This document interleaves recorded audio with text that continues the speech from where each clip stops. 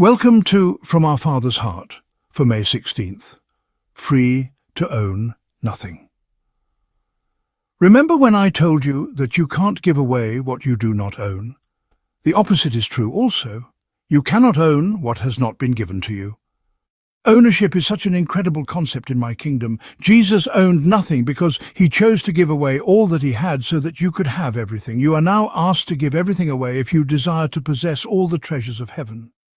When your heart is empty of any desire other than to possess whatever cannot be yours unless it is given to you by me, I will fill it with myself.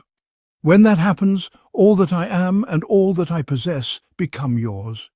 It becomes yours to give away. This is not a game, it is a wonderful principle that is beyond carnal understanding.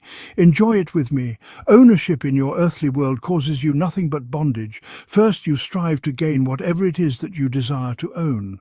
Then you walk in bondage because you fear losing whatever holds your heart. Ownership in my kingdom is exactly the opposite. The single possession of my spirit is everything that you will ever need.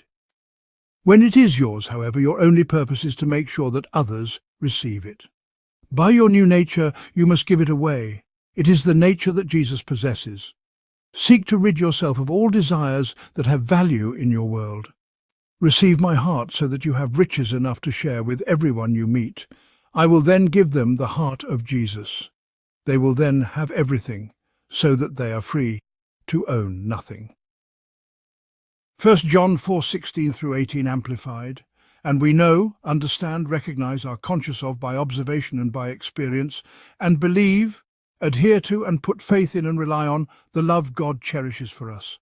God is love, and he who dwells and continues in love dwells and continues in God, and God dwells and continues in him. In this union and communion with him, love is brought to completeness and attains perfection with us, that we may have confidence for the day of judgment, with assurance and boldness to face him, because as he is, so are we in this world. There is no fear in love, dread does not exist, but full-grown, complete, perfect love turns fear out of doors and expels every trace of terror. For fear brings with it the thought of punishment, and so he who is afraid has not reached the full maturity of love, is not yet grown into love's complete perfection. End of Scripture reading. While I was writing the above message, I felt a joyous, almost playful spirit. It seemed that the Lord was having fun presenting what at first glance seemed like the foolishness, in the eyes of the world, of his ways in comparison to the foolish ways of the world.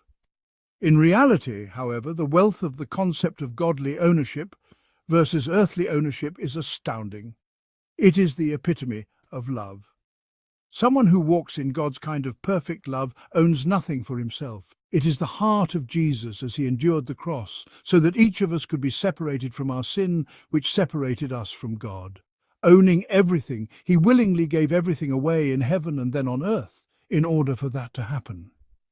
If we would examine our lives, we would discover that whenever we have a fear of any kind, it has to do with the prospect of losing something that we own, or more accurately, something that owns us.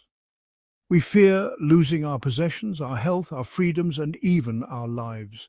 Jesus functioned in such perfect love that he willingly gave all of his life away. The leaders and the rulers of that time couldn't take his life because he had already given it away long before they even met him.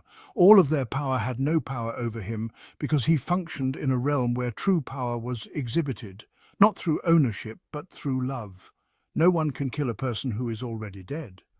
In these times, the world understands fear, and people use it against each other to maintain control. What is not understood is true love, not the foolish interpretation of love that suggests weakness, but the overcoming power of God's kind of love. We, as Christians, are not only free from the wrong kind of fear of God, but we can also be free from all the fears of the world if we choose to function in that love. Sometimes it will look like we have lost because of the way we love, but in reality we have won, just like Jesus did. Needing to function in God's kind of love. The Lord bless you and keep you. The Lord make his face shine upon you and be gracious to you. The Lord lift up his countenance upon you and give you peace.